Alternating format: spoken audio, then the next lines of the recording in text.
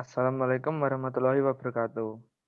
Di sini kami dari kelompok 7 akan mempresentasikan tentang filsafat idealisme dan materialisme.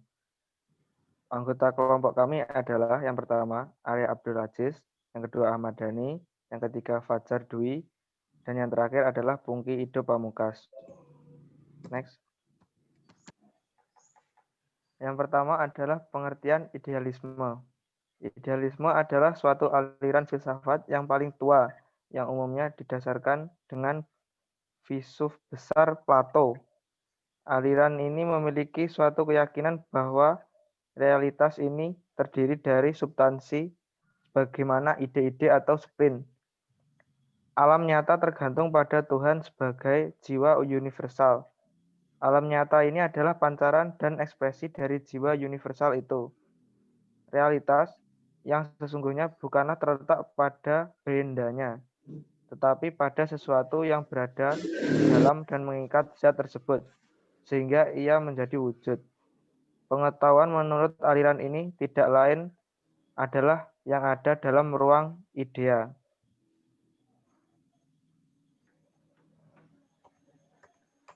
Selanjutnya adalah tokoh-tokoh dalam aliran idealisme.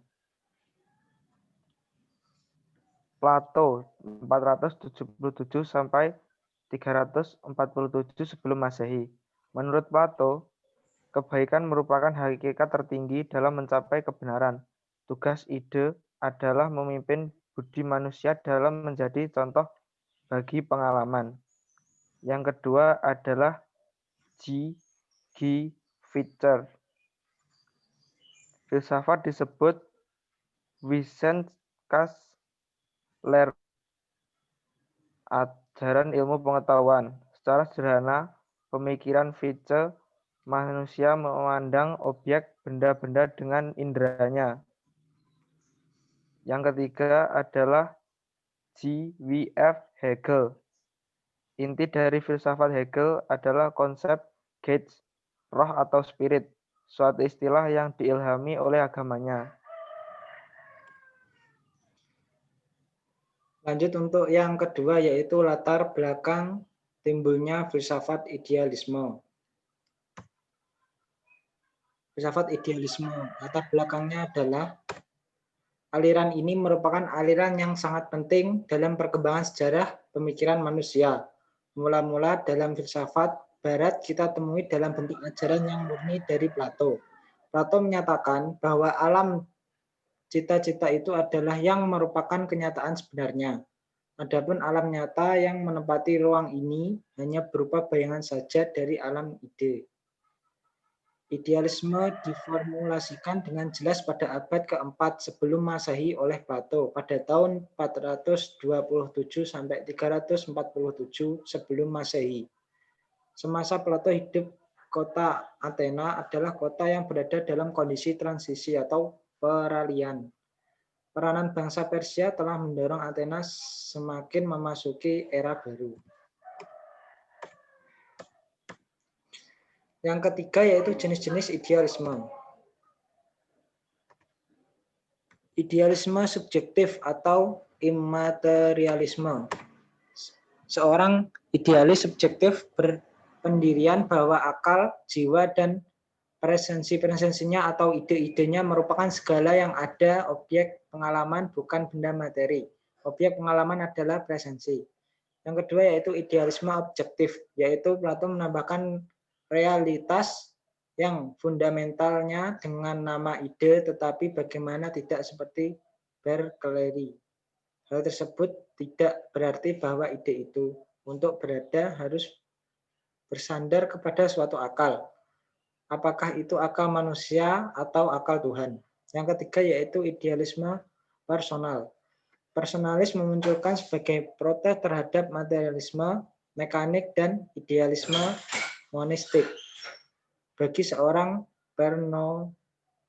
personalis, realistis, dasar itu bukannya pemikiran yang abstrak atau proses pemikiran yang khusus, akan tetapi seseorang, suatu jiwa atau seseorang pemikir.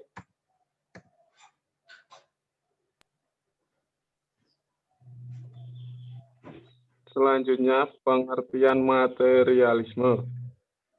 Materialisme merupakan paham atau aliran yang menganggap bahwa dunia ini tidak ada selain materi atau natur atau alam, dan dunia fisik adalah satu. Pada abad pertama Masehi, paham ini tidak mendapat tanggapan yang serius, dan pada abad pertengahan orang masih menganggap asing paham ini. Baru pada zaman Aufklärung atau pencerahan, materialisme mendapat tanggapan dan penganut yang penting di Eropa Barat. Kelima, latar belakang perkembangan materialisme.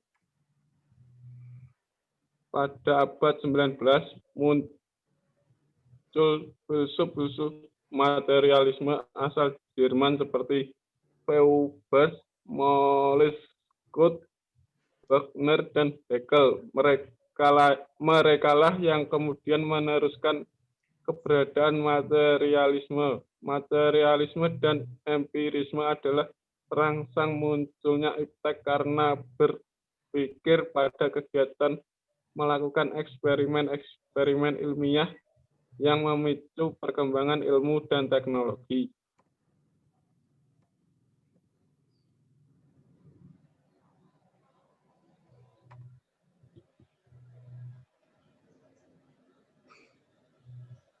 Selanjutnya, bentuk-bentuk materialisme. 1. Aliran materialisme mekanik. Materialisme mekanik adalah aliran filsafat yang pandangannya materialis, sedangkan metode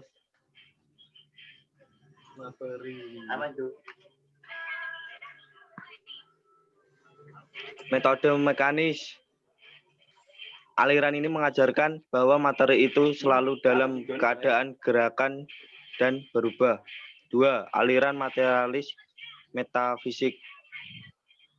Materialisme metafisik adalah paham yang mengajarkan bahwa materi itu selalu dalam keadaan diam, tetap atau statis selamanya.